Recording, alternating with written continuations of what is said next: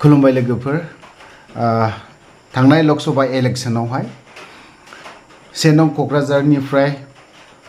जोंनि एसटी समस्तिनिफ्राय सासे बर' दैथायहरनो हाबाय जों बर' हारिनि थाखाय जोबोद रंजाथाव बाथ्रा खाम्फायानो थांथोंमोन बा सोरबा जयन्त बसुमतारियानो थांथों जोंनि थाखाय जोबोद बाख्नायजाथाव बाथ्रा तो फैयै फैयै जोंनावहाय मोनसे गिदिर बाथ्रा जादों मैया खौरां बिजोंफोरावहाय जों गोबां नुनो मोनदों पृथिबी नारायण मेसदेबा मा बाथ्रा बुंदोंना बर'आ दिनै जोब्बाय होननानै बुंदोंमोन बिथां UPPL नि मानगोनां प्रमद बर' सार बिथाङानो बुंदोंमोन थ' बाथ्राया जाहैबाय मा जोंनि दोलोनि हान्जाफोरा माबायदि सिन्ताधारा खालामदों बेखौ जों बुंनो थांला बा बुंनोबो हाहैला जोंथ' आरो फिसा थाखोनि मानसि सोरबा BPF-आनो होन सोरबा UPPL-आनो होन जोंनि बर'नि गेजेराव फैगौ 2025आवहाय नैबे पृथिबी नारायण मेसदेब बिसोरनि गोरोन्थि जानानै दं एज ए होल जों बर' जाथिनि एज ए होल जों बर' दैदेनगिरि बिथांमोननि गोरोन्थि जानानै दङ आंनि थौले मेलेम साननानै नुहुरनायाव सोरबा BPF-आनो होन सोरबा UPPL-आनो होन जेसेबां पलिटिशियानफोर ना बिथांमोनानो सानसे समाव दैखोदोंमोन नंगौ दिनै जायफ्रा म्यानमारावहाय थाग्रा ग्रुप XNDP-फोर बिथांमोनखौ दिनैहाय पृथिबी नारायण मेसदेबा ओरैबायदि गिदिर मोनसे क्रेडिट लाहैबाय जोंनि बर' जाथिनि गेजेरावनो बिबो जायफ्रा गोरोन्थि मावदों होननानै बुङोब्ला नैबे फेरेंगा आरो सावरायग्रामोननि मोनसे एसे बिराद गिदिर गोरोन्थि होननानै बुंगोन मानो होननानै बुङोब्ला दिनै बिथांमोना पृथिबी नारायण मेसदेबा दिनै ओरैबायदि क्रेडिट लादों दिनै सावरायग्रायानो होन फेरेंगायानो होन बिथांमोनखौ जोगारनानै दोनदों जेब्ला गोजोन गोरोबथानि नामाव बिथांमोना फैबाय बेस्ट वेलकाम जोबोद मोजांनि बाथ्रा बे गोजोन गोरोबथायाव थाफानो हादों आं बिथांमोननि सायाव जेबो बुंनांगौ गैया नाथाय नैबेनिफ्राय क्रेडिटआ जाजेनलांदों एज ए होल जाथिखौनो एसेब्लाबो गाहायाव दोनदों सासे दिनै बर' सासे दंफायो बिथाङा दिनै स्त्री दिनै पृथिबी नारायण मेसदेबा फैयै फैयै फैयै गोजोन गोरोबथा जानानै थांबाय बा माबा मोनसे खोथा जानानै थांबाय जों बेखौ बुंबाय थानानैबो लाबबो गैया आरो बुंनोबो गोनां जागोन सम सम दिनैहाय फैयै फैयै UPPL हान्जायाव थाबाय जोंना मानगोनां बिथां प्रमद बर' बिथाङानो सारा जोंनिया प्रमद बर' सारानो गावजों लाफादोंमोन गारियाव जिरायनाय नैबे सावगारिखौ नुब्लानो सिनायबाय तो दिनैहाय बेफोरबायदि गारियाव दैखोदाव दिनै लादाव माखासे UPPL-नि सिंनि बाथ्राफोरखौबो माब्लाबा जोंनि मानगोनां श्रीजुत प्रमद बर' साराबो सावरायब्र'दों बिजों खारन बे पृथिबी नारायण मेसदेबा प्रमद बर'नि सिंनि बाथ्राखौबो बियो बरनदों निस्सय गदों बिनिफ्राय ओंखायसो दिनै प्रमद बर'निफ्राय UPPL हान्जानिफ्राय गोजान थादों बिथां पृथिबी नारायण मेसदेबा आरो सेकेन्ड टाइम फैयै फैयै फैयै दिनै गाबोन प्रेस मिट होलाय गाबोन सोरजोंबा थालाय बैजों थालाय BPF दोलोआवबो दिनै ग्रोब थाहैलायलायबाय फैयै फैयै फैयै लकसभानि केन्डिडेटनि नाम फोसावहां बावहाय खाम्फानि ओंखारलाय नैबे प्रमिला रानी मेडामनिबो ओंखारलाय पृथिबी नारायण मेसदेबनियाबो पेनेल लिस्टआवबो ओंखारफानानै होबाय थ' बावहाय रासिन खर' देरबाय दिनै लकसभानि सासे जुदि आं केन्डिडेट जानो हायोबा बिसिबां गिदिर बाथ्रा बे आरो बाथ्राया दा आरो फैबावनानै दा थांनायाथ' देरहायाखै खिन्थु नैबे बाथ्राया एसे साननाया मोजां दै 2025आव बिथाङा फैगौ आगष्टनि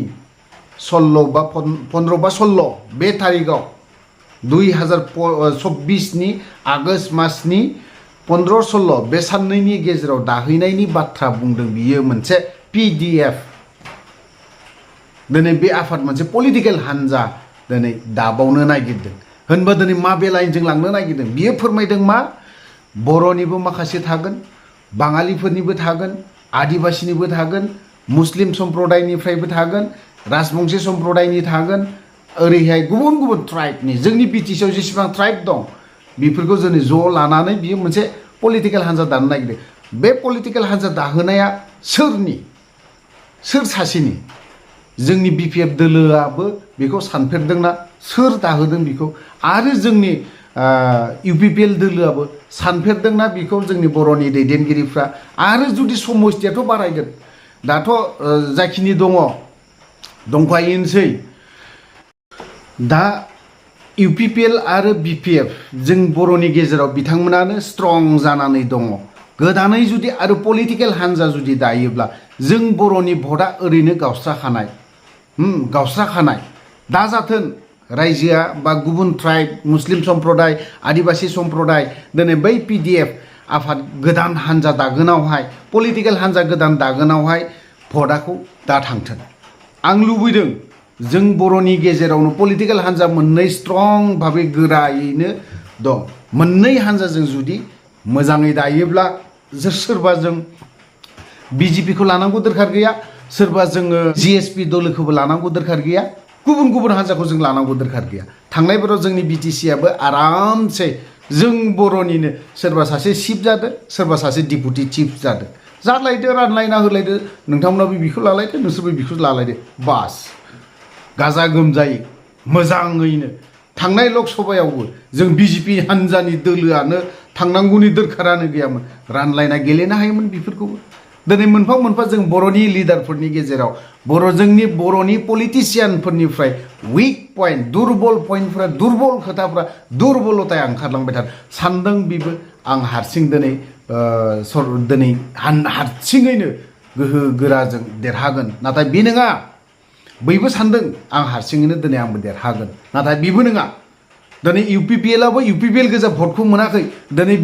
बिपिएफआबो दिनै बिपिएफ हारसिङै दिनै देरहानो नागिराखै बिथांमोनाबो दिनैहाय सिट शेयारिं खालामलायियावनो माखासेफ्रा दिनैहाय बेफोरबायदि जालांबाय थानायखौ जों नुनो मोन्दों दा जाथों 2025आव सोरबा सासे नङा बर'निनो सरकार जाथों बर'निनो दैदेनगिरि जाथों डिपुटि चिफ गासिबो जों बर'निनो जाथों बर'निनो जाखिनि केन्डिडेट होयो जेराव दिनै केन्डिडेट होगोन जों बर'निनो बिथांमोनानो देरहालांथों बिथांमोनानो मोजां बिबानफोरखौ लाथों मोजाङै सालायलांथों जों लुबैदों बेखौ नाथाय दिनै नैबे प्रिथिबि नारायण मेसदेबनिखौ नोंथांमोना बेसेबां सानदों बेसेबां सिन्था खालामदों बा बेसेबां सानदों आं बेखौ बुंस' हाला बा मोनथिला जोंनि बावहाय जेरैबायदि नुदों थांनाय बारावहाय बियो 1000ता भट लादों 1000 भटखौ मोनलांदों बियो 20-30 हाजार ना जेसेबांखि मोना माने बियो थेवबो 1000 भट लादों दिनैहाय बियो लकसभायाव दिनै गेलेजेनदों 2025आवथ' बिटिसि इलेक्सनाव बिथाङा देरहायैनि मानसि खुनु खोथायानो गैया देरहाखागोन आरामसे बबेबा साइडजों बबेबा समस्थियावथ' दिनै आदिबासियानो मेजरिटि बबेबा समस्थियावथ' मुस्लिम सम्प्रदायानो मेजरिटि जों बर'नि भटआ ओरैनो खावनैखा इउपिपिएलआबो लांगोन बिपिएफआबो लांगोन होनबा दिनैहाय बावहाय जों बिसोरनियाव खोथाखौ बुंनानै होगोन दिनै बर'फोरखौ बिपिएफखौ देरहाब्लाबो जों गुबुन हारिनि थाखाय जेबो मावा बे खोथाया मोनसे हाबनानै दं दिनै गुबुन हारिफोरनाव इउपिपिएलखौ देरहाना थांब्लाबो दिनै बिथांमोनाबो बर'निखौल'सो सिन्था खालामगोन जों गुबुन ट्राइबनि गुबुन हारिनि खोथाखौ जों सिन्था खालामो जोंनि खोथाखौ सिन्था खालामा बिसोरबो ओंखायनो जों बिनो मानो होनो ओंखायनो जों प्रिथिबि नारायण मेसदेबनो होगोन बे गेमा सोलिनो हागौ ओंखायनो जि गैयाथाय गैया दिनै बिथांनि प्रिथिबि नारायण मेसदेबा दिनै बिनि खिबुनावहाय बिनि आन्दोआवहाय सोर दं जोंनि जेसेबां बर'नि दैदेनगिरिफोराबो बे फारसे सिन्था खालामफेराखै बेखौ सोर थुग्रा दं बिजेपिनि हिमन्त बिश्व शर्मा सारानो थुनानै होदों नामा ना दिनैहाय बियो प्राइम मिनिस्टारानो थुना होदों नामा बेखौ माबा मोनसे इंगित होदों नामा बेखौ जों बिनिफ्रायबो साननोबो गोनां जानानै फैदों थ' जों बेफोरनि फारसे जुदि जेबो सिन्था खालामाबा बा अनलि गावनि गाद्दि गावनि पावार गावनि जिखिनि खामानि ना बेफोरखौ सानबाय थाबाबो जों जानाय नङा जिखियानो जादोला गोबां बाथ्रा बुंबाय गोलाव खोथा बुंबाय बेखिनियावनो दोनथ'नो सानबाय जय बर' हारिनि